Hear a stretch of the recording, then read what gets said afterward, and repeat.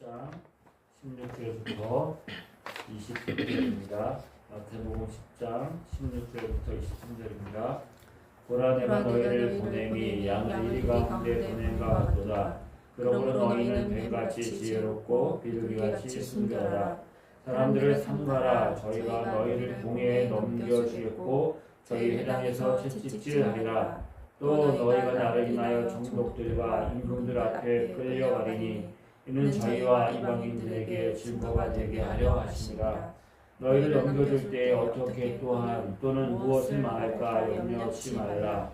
그때에 무슨 말할 것을 주시리니 말하는 이가 너희가 아니라 너희 속에서 말씀하시는 자고 너희 아버지의 성령이시니라. 장차 형제가 형제를 아비가 자식을 죽는데 내어주며 자식들이 부모를 대적하여 죽게 하리라.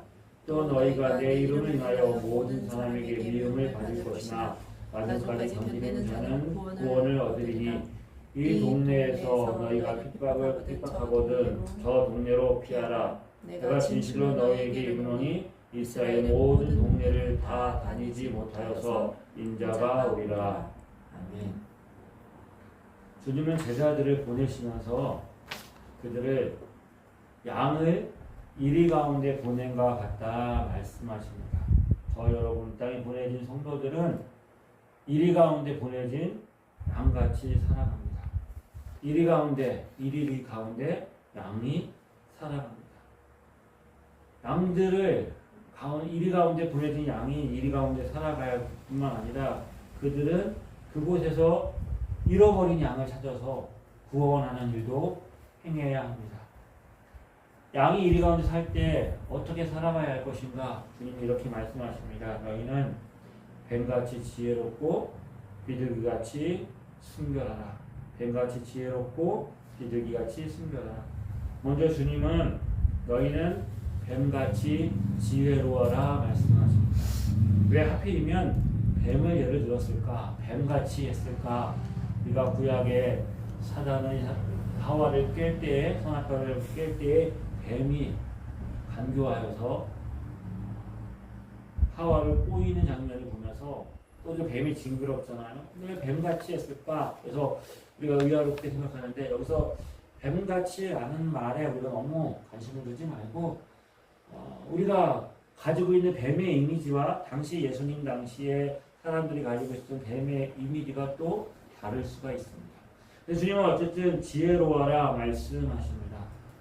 우리가 가지고 있는 인간의 정서의 기본적인 생각은 권선징악, 타필기정, 모든 일에는 정의가 승리한다 이런 생각을 가지고 있습니다. 내가 좋은 일을 하고 선한 일을 하고 착하게 살고 다른 사람을 도와주면 우리의 삶에 어떤 결과를 기대할까요? 내가 행하는 어떤 일들, 그 정당한 것들은 사람들에게 인정을 받고 하늘이 돕고 또 악한 사람들은 벌을 받고 그들은 이제 심판을 받는다. 이런 생각들을 우리가 다 가지고 있습니다. 그 영화를 봐도 악당들이 계략을 꾸미고 모함을 하고 감정을 파서 주인공을 이제 죽을 고비에 빠뜨리지만 결국은 주인공이 악당을 물리치고 승리한다. 그 승리를 보면 우리는 우리 마음속에 통쾌함을 가지게 됩니다. 그러나 우리가 살아가는 세상 주님이 이렇게 말씀하십니다. 제자들을 파송합니다. 제자들이 나가서 무엇을 할까요? 제자들이 나가서 천국의 복음을 전하지요. 주님의 능력을 받아가지고 병든 자도 고치고 때로는 죽은 자를 살리기도 하고 나병한 자를 깨끗게 하고 귀신을 내어 쫓고 그리고 그들에게 평안을 빕니다. 제자들이 그런 일을 행하면서 기대한 게 뭘까요? 주님의 능력으로 그들이 선한 일을 하고 주님의 능력으로 천국의 복음을 전합니다. 그러면 그들에게 어떤 것들이 일어날까? 만약에 우리가 주님의 능력으로 이 땅을 살아가면서 그런 삶을 산다면 우리에게 어떤 일이 일어날 것을 기대할까요? 그런데 오늘 본문을 보면 주님이 이렇게 말씀하십니다. 17절에 사람들을 삼가라. 저희가 너희를 공회에 넘겨주겠고 저희 회당에서 채찍질하리라. 또 너희가 나를 인하여 총독들과 임금들 앞에 끌려가리니 이는 저희와 이방인들에게 증거가 되게 하려 하심이라. 저희와 이방인들에게 증거가 되는데 어떻게 된다고요? 그들이 끌려갑니다. 그들의 고난을 당합니다. 21절에도 보면 장차 형제가 형제를 아비가 자식을 죽는 데 내어주며 자식들이 부모를 대적하여 죽게 하리라. 또 너희가 내 이름을 인하여 모든 사람에게 미움을 받을 것이나 나중까지 견디는 자는 구원을 얻으리라. 간혹 그렇지 않은 사람도 있는데 양들이 이리 가운데 보내졌기 때문에 그리 속한 일을 하고 천국의 복음을 전하고 평안을 비는데 고난을 당하고 미움을 받습니다. 어떻게 이런 일이 일어날 수 있습니까? 전혀 우리가 기대하고 예상하는 것들과 다른 상황을 만나게 되는 것이지. 열심히 주의 보내심을 따라 이 땅을 믿음으로 선하게 또 주님을 의지하며 살아가는데 전혀 우리가 행하는 일에 대해서 우리가 기대했던 보상을 받지 못합니다. 그러면서 주님 뭐라고 말씀하신다고요? 너희는 뱀같이 지혜로워야 한다고 말씀하십니다. 그러니까 지혜롭다. 너희가 착각하지 말라는 것입니다. 너희 정체성이 무엇인지 알라는 것입니다. 너희가 이리 가운데 보내진 양이라는 것을 기억하라는 것입니다. 내가 예수를 믿어 구원받아 하나님의 자녀가 되었다. 내가 그리고 하나님의 자녀로 이 세상을 살아간다는 의미가 무엇인지를 알아야 한다는 것입니다. 내가 예수를 믿고 제 상함 받아서 구원받아 하나님의 자녀가 되었습니다. 천국의 복음을 가지고 이 땅에 하나님 나라의 복음, 하늘의 평안을 선포하며 주님이 부르심을 따라 이 땅을 복의 통로로 부름을 받았습니다. 우리 가운데 하나님의 성령이 함께 하십니다. 우리가 기도하면 응답하시고 능력으로 역사하신다고 약속하셨습니다. 우리 삶에 하늘에 속한 모든 신령을 이미 받았다고, 복을 받았다고 말씀하시고 이 세상이 우리를 감당할 수 없으며 예수 십자가의 권세로 죄와 사망과 사탄의 권세가 깨어지고 너희는 이미 승리했다라고 승리를 선포하고 있습니다. 이런 그리스도인의 모습을 보면 우리는 무엇을 기대합니까? 이리 가운데 보내진 양이 아니라 이리를 단숨에 제압하고 그들을 물리칠 사나운 사자나 호랑이 같은 모습으로 이 땅에 살아가기를 우리는 기대하고 그 모습이 더 어울릴 것 같습니다. 그런데 주님은 그렇게 말씀하지 않고 성도들을 향하여서 이리 가운데 보내진 양이라고 말합니다. 상상을 해보십시오. 우리가 넓은 초원 위에 양들이 무리지어 있는 것을 봅니다. 얼마나 평화롭습니까? 보기만 해도 너무나 좋습니다. 그런데 그 양들이 이리 가운데 있다고 생각해 보십시오. 이리 가운데 둘러싸여져 있는 양들, 얼마나 불안하고 두렵고 그들이 공포스럽겠습니까? 양은 이리 가운데 살 재간이 없습니다. 살 방법이 없습니다. 마치 양들이 이리한테 물려 죽어서 그들의 삶은 이제 소망이 없을 것처럼 보입니다. 그럴 것을 기대하지만, 그럴 것 같지만 결과를 보면 그렇지 않습니다. 이리가 이기는 것이 아니라 양이 이깁니다. 양이 승리합니다. 피 흘려 죽어서 망한 것 같은 양들이 다시 살아납니다. 도리어 그 이리들이 심판을 받습니다. 그 이리 가운데 양을 보고 회심해서 돌이켜서 새로운 피조물 양으로 변화되는 역사들도 나타나게 되어집니다. 이것이 우리가 살고 있는 우리 삶에 보이지 않지만 일어나고 있는 현실이고 역사의 증거이고 기독교가 지금까지 영향력을 가지고 있는 그 증거이지요. 초대교회가 가장 강력한 나라였던 로마에게 핍박을 받지요. 예수님도 십자가에서 죽으셨습니다. 예수님의 제자들도 순교를 당합니다. 수많은 예수 믿는 사람들이 핍박을 당합니다. 로마의 권세와 힘이 기독교를 말살할 것처럼 정말 전 우주적으로 그들을 핍박하지요. 그런데 역사는 어떻게 흘러갔습니까? 예수님이 돌아가신 지 십자가에 죽으신 지 300년이 지나지 않아서 313년 콘스탄틴 대제가 기독교를 공인합니다. 기독교를 믿어도 된다고 말하죠. 그리고 380년 데오도시우스 황제는 기독교를 국교로 공인합니다. 로마가 기독교화 되어 버린 것이지요. 뱀같이 지혜로워하라 분별력을 가지라는 것이죠. 우리의 눈에 보이지 않지만 주님이 역사하셔서 승리한 그 결과들을 보고 이 땅은 우리가 지혜롭게 살라는 것이죠. 승리는 우리 손에 있지 않습니다. 승리는 어디에 있습니까? 승리는 하나님의 손에 있습니다. 그런데 우리는 지혜롭지 못하고 어리석으면 어떻게 생각합니까? 승리가 우리 손에 있어야 된다고 생각하지요. 보상이 우리 손에 있어야 된다고 생각하는 거예요. 그래서 어리석어집니다. 지혜롭지 못합니다. 그래서 우리의 삶이 자꾸 어떻게 해요? 타협하게 되는 거죠. 그래서 성경은 너희가 뱀같이 지혜롭고 그 다음에 뭐라고 말씀하십니까? 비둘기같이 순결하라고 말합니다. 지혜롭다. 그리고 순결하라고 말합니다. 우리가 저 사람 참 지혜로워 라고 말할 때 그 지혜롭다는 말을 어떻게 사용할까요? 저 사람은 참 뭔가 수단이 좋아. 저 사람 뭔가 일을 행할 때 꾀가 있어가지고 그 일들을 어떻게 잘 풀어가. 그래서 우리는 이런 말들을 교회 안에서는 이렇게 포장하기로 합니다. 참 은혜로워. 좋은 게 좋은 거야.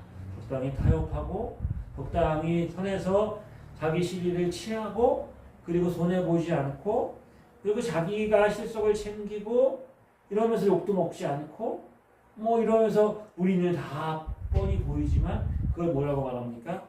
우리는 지혜롭다라고 말하죠. 그래서 그런 상황 가운데 지혜롭다는 말을 적당히 타협하는 것으로 우리는 생각하기가 쉽습니다. 근데 주님은 너희가 지혜로울 뿐만 아니라 비둘기같이 순결하라고 말씀하시죠. 순결하라. 세상과 혼합되고 세상과 타협하지 말고 너희 중심을 지켜야 된다라고 말씀하십니다.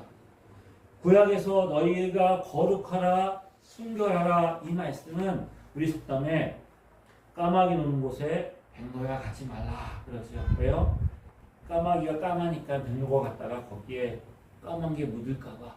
그래서 구약은 끊임없이 자신을 구분하는 것입니다. 그게 거룩이에요. 그래서 제약되어 있는 것들을 멀리하는 거죠. 이방인들은 하나님의 택함 받지 못한 그들은 거룩하지 못한 자이기 때문에 그들과 함께 하면 안 되는 겁니다. 교제하면 안 되고 그들이 또 먹는 것이 그들을 이제 불순하게 만들고 그들 제약 가운데 빠지게 만든다고 생각해서 먹는 것들도 가렸잖아요. 그러니까 이방인들과 함께 식사도 하지 않습니다. 이방인과 분리하고 우리끼리 모여서 우리를 거룩하고 순결하게 지켜가자. 이것이 구약에서 가지고 있는 거룩의 의미였어요. 근데 신약 성경은 어떻습니까? 예수님 뭐라고 말씀하세요?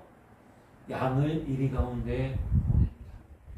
양이 이리 가운데 살 때 그 몸이 상하지 않고 살 수 없어요. 그 몸이 더럽혀지지 않고 살 수 없습니다.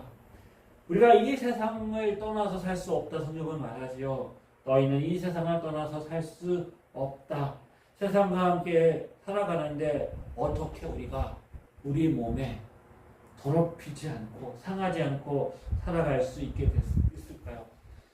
때가 묻을 수밖에 없어요. 먼지가 묻을 수밖에 없어요.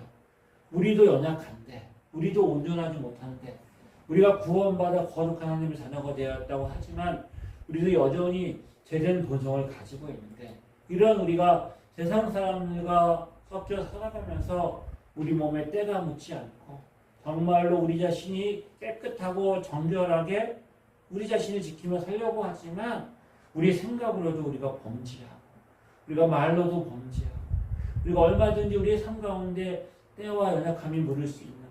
그래서 주님 뭐라고 말씀하세요? 너희는 이리 가운데 보내진 양이다 말씀하시는 거예요. 그런 삶에 우리가 어떻게 우리 자신을 지키며 세상과 타협하며 살지 않아야 한다 말씀하시는 거예요. 결코 쉽지 않겠죠. 하지만 분명히 말씀하십니다. 이 세상과 뭐 하라고요? 벗된 삶을 살지 말아라. 세상과 함께 살아가지만 벗은 어떻게 해요? 생각을 공유하지요. 벗은 함께합니다. 같은 목적과 같은 어떤 그 관심사를 가지고 모이는 게 벗이에요. 같이 의논하고 같이 여행하고 같이 여가를 즐기고 같이 무엇인가를 도모하는 게 벗이에요. 생각이 다르면 같은 목적이 같지 않으면 친구가 될 수가 없어요. 원수가 되겠죠. 우리가 세상과 더불어 살면서 우리 자신을 거룩하게 순결하게 지키는 삶을 주님 말씀하십니다. 야고보 4장 4절에 가늠한 여인들과 같이 세상과 벗된 것이 하나님과 원수됨을 알지 못하느냐. 그런즉 누구든지 세상과 벗이 되고자 하는 것은 스스로 하나님과 원수되는 것이다. 세상과 벗이 되지 않고 구별되어 자신을 살기 위해서 우리가 자신을 순결하게 지켜야 할 때 거기에 뭐가 필요합니까? 지혜가 필요한 거죠. 그런즉 너희는 하나님께 복종할지어다. 마귀를 대적하라. 그리하면 너희를 피하리라. 하나님을 가까이 하라. 그리하면 너희를 가까이 하시리라. 죄인들아 손을 깨끗이 하라. 두 마음을 품은 자들아 마음을 성결하게 하라. 예수 믿고 구원받아 하나님의 자녀가 되었고 열심히 신앙생활을 하려고 하지만 우리 삶에 탄탄대로가 열리고 꽃길이 있는 것 기대하지만 우리 삶의 현실이 녹록하지가 않지요. 우리 삶에 경험하는 것들이 그런 것만 있지 않습니다. 우리 삶에 살아가면서 우리 삶에 예수 믿고 구원받아 하나님의 자녀로 살려고 할 때 끊임없이 우리를 유혹하고 우리를 방해하는 일들이 일어납니다. 누가 그렇게 합니까? 우리를 편들고 우리를 격려하고 나와 가장 가까이 있는 사람들이 시기하고 질투하고 미워하고 그리고 때로는 오해하기도 하지요. 영적인 문제입니다. 우리를 대적하고 핍박하고 우리를 대적하고 핍박하고 미워하는 사람들, 세상 사람들이야 그런 게 당연하지. 나와 모르는 사람들이 그렇게 하는 것 우리가 이해하고 넘어갈 수 있죠. 왜요? 그들은 하나님과 원수되어 있기 때문이죠. 근데 오늘 본문의 말씀 뭐라고 말씀하십니까? 요한복음 14장에 15장에 세상이 너희를 미워하면 너희보다 먼저 나를 미워한 줄 알라. 너희가 세상에 속하였으면 세상이 자기 것을 사랑할 터이나 너희가 세상에 속하지 아니하였다. 오히려 세상에서 나의 택함을 입은 자인 고로 세상이 너희를 미워하느니라. 내가 너희들을 종이 주인보다 더 크지 못하다 한 말을 기억하라. 사람이 나를 핍박하였음즉 너희도 핍박할 터이요 내 말을 지켰음즉 너희 말도 지킬 터이라. 세상 하나님을 향하여서 적대적입니다. 교회가 세상을 향하여서 선을 행하고 그리고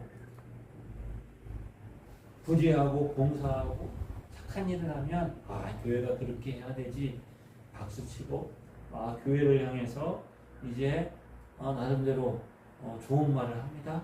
하지만 거기에 십자가를 얘기하고 복음을 얘기하고 하나님의 말씀을 이야기하면 세상 사람들은 그것을 어떻게 해요? 받아들이지 않고 교회를 반대합니다. 미워합니다.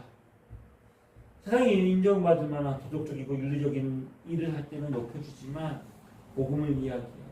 분명하게 우리가 넘어서서는 안 되는 그 선을 밝히고 우리의 정체성을 드러내면 세상은 우리를 외면하고 핍박하고 손가락질합니다. 뱀같이 지혜롭고 비둘기같이 순결하라.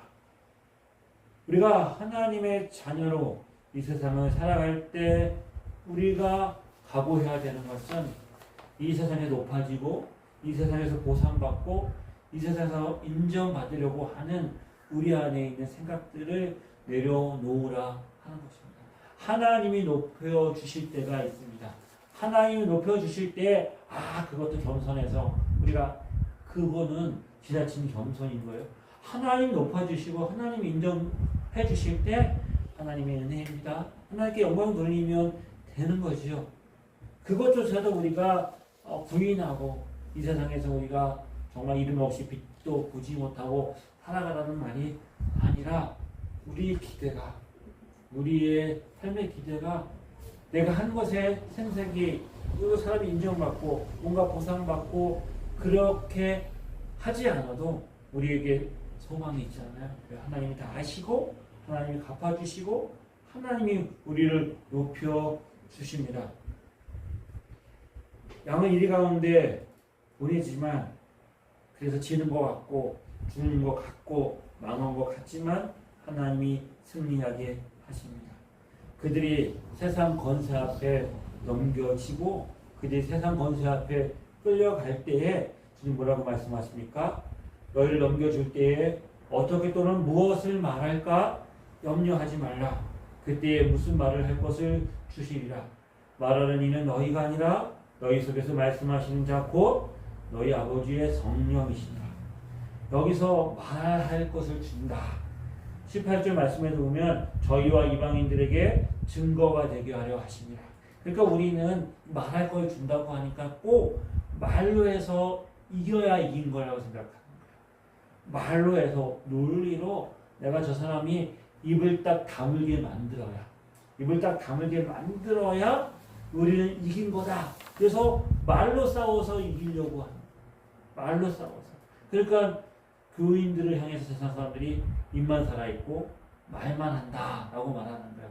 우리는 말로 싸워서 이겨야 이긴다고 생각하는데 삶의 모습은 전혀 그 말하는데 간대함이나 너그러움이나 인내함이나 이게 아니라 말로 지면 지는 것처럼 생각하고 내가 양보하면 지는 것처럼 생각하고 빠득빠득해서 말로 해서 저 사람이 말하지 못하게 그러면서 그 겉으로는 그래 네가 오라 네 말이 오라 라고 말하지만 속으로는 그래도 잘났다 입만 살아가지고 그러면 우리가 이긴 줄 생각하는 거예요.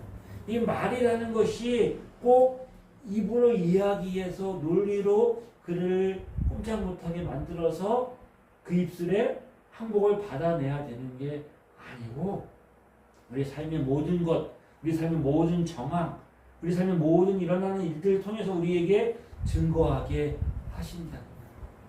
때로는 말로 해서 세상적으로 보면 망한 사람이 있어요. 그게 누구예요? 스데반이잖아요. 스데반이 공회에 잡혀가서 설교를 정말 명설교를 합니다. 신고하고 그리스도 안에서 간통하여서 말에 증거하여서 그들의 말문을 막아버립니다. 그러니까 어떻게 해요? 그들이 분하고 그들이 말문이 막히니까 말로는 도저히 안 될 것 같으니까 그들 안에 분노를 참아내지 못해가지고 돌로 쳐서 죽이잖아요. 그런데 그 결과로 인해서 예루살렘 교회에 핍박이 일어나고 복음이 온 땅에 전파되어지는 계기가 되어지고 그리고 스데반을 하나님 받으시잖아요. 그러니까 스데반이 말로 설교하고 하나님 복음을 전했다는 게 잘못되는 것이 아니라 그렇게 함에도 불구하고 그 세상 사람들이 그 논리를 받아들여서 그것을 아멘하고 깨닫고 베드로가 설교했을 때 3,000명, 5,000명 회개하는 것처럼 돌아올 것을 기대하면 그 스데반의 결과는 너무나 다르잖아요. 우리가 복음을 전하고 선포하며 분명하게 그 사람의 마음을 상하게 할지라도 그 사람의 원수가 되게 할지라도 분명하게 단호하게 복음을 전하고 선포하며 증거해야 될 때가 있어요. 그때는 타협하면 안 되죠. 원수가 될지라도 분명하게 증거해야 되겠지. 근데 뭐라고요? 그러니까 지혜롭고 그렇지 못하면서도 그냥 내 자신이 그 자존심 때문에 내 자존심이 상할까봐 여기서 지면 정말 내가 지는 것 같이 생각해서 바득바득 우기고 화를 내고 분내면서 그렇게 다투고 싸우는 것 그것이 꼭 말로만 아니라 이 증거는 어떻게 해요? 우리 삶에 나타나는 정황과 증거로 보면서 그 모든 일들이 하나님의 은혜 안에서 아름다운 열매를 맺게 하시는 거예요. 우리 할 말을 있게 하시고 증거가 있게 하시고 간증하게 하시고 망하는 것 같지만 내 안에 예수가 있음을 저들의 삶에 그 상황에서도 정말 똑같이 이리한테 물려서 정말 죽어가는 양과 같지만 뭔가 다른 그 안에 소망이 있고 죽음 가운데서도 부활의 소망을 가지고 살아가는 그 증거 아무것도 보이지 않지만 증거가 있고 믿음의 실상을 가지고 있는 것처럼 없는 것에서도 생명을 창조해냈던 창조의 그 삶이 그들에 있는 것처럼 그런 삶을 주님 우리 가운데 살아가게 하신다는 것이죠. 너희가 내 이름을 인하여 모든 사람에게 미움을 받을 것이나 나중까지 견디는 자는 구원을 얻으리라. 주님 우리를 견디게 하세요. 나중까지 견디는 자는 매일매일 견디며 살아가는 삶이 뭐라고요? 승리인 것입니다. 세상 사람들이 인정받을 만한 성공이나 보상이나 업적이나 결과나 성취를 가져야 승리가 아니라 매일의 삶을 예수 이름으로 견디며 승리하는 그 삶이 승리하는 삶이라 말씀하십니다. 어떤 상황에서든지 여러분 미움과 핍박과 고난의 상황이라 할지라도 하나님을 인정하고 믿음으로 살고 뱀같이 지혜롭고 비둘기같이 순결하게 자신의 삶을 살아가는 그 삶이 승리라고 말씀하십니다. 그들에게 어떻게 해요? 나중까지 견디는 자는 구원을 얻으리라. 결코 무너지지 않는다. 왜요? 그들의 집을 어디에? 반석 위에 지었기 때문입니다. 아멘. 반석 위에 내가 택해서 내가 지혜롭고 내가 똑똑해서 내가 반석을 택해서 거기에다 집을 지은 게 아니라 반석이신 예수 그리스도가 우리를 부르셔서 하나님의 택하심 안에 우리를 예수 그리스도 안에 세워지게 하신 거예요. 그러니까 반석이 나를 택한 것이기 때문에 무너지지 않는 반석 위에 내가 세워져 있기 때문에 결코 우리가 세워진 이 믿음의 집이 우리 인생이 망하거나 무너지지 않는다. 주님 그렇게 말씀하십니다. 23절에 이 동네에서 너희가 핍박하거든 저 동네로 피하라. 내가 진실로 너희에게 이르노니 이스라엘 모든 동네를 다 다니지 못하여서 인자가 오리라. 어떻게 해요? 동네에서 핍박이 옵니다. 그러면 어떻게 해요? 그 동네에서 내가 와서 싸우고 버티고 그래야만 내가 이기는 것. 그렇게 와서 싸우는 것만 인사가 아니라 뭐라고요? 핍박이 오면 다른 동네로 피하라는 거예요. 왜요? 핍박이 오면 다른 동네로 피하면 그 피한 동네에서 또 내가 그리스도의 복음을 전하며 하나님의 사람으로 살아가는 거예요. 또 거기서 핍박이 오면 또 다른 곳에 가서 또 그 삶을 사는 거예요. 그럼 가는 곳마다 복음이 증거 되어지는 거죠. 그게 어디에서 나타나요? 사도행전의 역사잖아요. 사도행전의 역사에 예루살렘 교회가 핍박이 오니까 온 그리스도인들이 사방으로 퍼져갔잖아요. 근데 퍼져가는 곳에서 핍박이 오면 거기서 복음을 전하고 또 가고 바울의 복음 전도의 역사가 그런 삶이었잖아요. 그렇게 복음을 전하며 증거하며 우리가 하나님의 사람으로 살아갈 때 어떻게 한다고요? 주님이 오신다는 거예요. 더 이상 피할 곳이 없고 정말 막다른 골목 천길 낭떠러지 앞에 서게 될 때 망한 것 같지만 그 끝이 오기 전에 주님이 다시 오신다 약속하세요. 주님 다시 오시면 더 이상 핍박도 없고 고난도 없고 미움도 없고 그들의 삶에 하나님 주신 평화가 넘치게 된다. 주님 말씀하십니다. 우리가 이 땅을 살아가면서 우리 삶이 끊임없이 두렵고 낙심하고 때론 겁을 먹는 이유가 우리가 지혜롭지 못하기 때문입니다. 지혜롭지 못해서 우리 삶의 우리 정체성, 우리 현실을 잊어버리는 거죠. 그리고 우리가 순결하지 못하고 우리가 끊임없이 세상과 타협하며 적당히 살아가는 삶을 지혜롭다 생각하는 것이죠. 주님, 우리를 사랑하셔서 이 땅에 보내셨고 주님의 사랑으로 복음을 전하며 주의 은혜를 증거하며 믿음으로 살아갈 때에 우리로 하여금 승리하게 하신다 약속하셨습니다. 십자가로 말미암아 승리하게 하신 주님께서 주님 오시는 그날까지 이 부르심 연회를 붙들고 믿음으로 살아가는 하나님의 자녀들에게 날마다 삶의 승리를 더하여 주십니다. 아멘. 기도하시겠습니다. 참 좋으신 하나님 아버지 은혜를 감사합니다. 지혜롭게 하시고 순결하게 하여 주옵소서. 성령 하나님, 하나님의 자녀의 삶을 우리가 살아갈 수 있도록 날마다 우리의 삶을 주의 선하심 가운데 인도하여 주시옵소서. 아멘. 깨어있으라 말씀하셨는데 주님 우리의 삶이 은혜 안에 깨어있게 하시고 주의 사랑에 깨어있게 하시고 믿음으로 깨어있게 하시고 하나님의 은혜 안에 우리가 살아가게 하여 주옵소서. 아멘. 예수님의 이름으로 기도드립니다. 아멘. 이제는 우리 주 예수 그리스도의 은혜와 하나님 아버지의 크신 사랑하심과 성령님의 인도하심이 하나님의 자녀로 이 땅을 승리하고 하나님의 영광을 위해 살기를 소망하는 주의 자녀들을 위해 지금부터 영원히 함께 하시기를 간절히 축원하옵나이다. 아멘.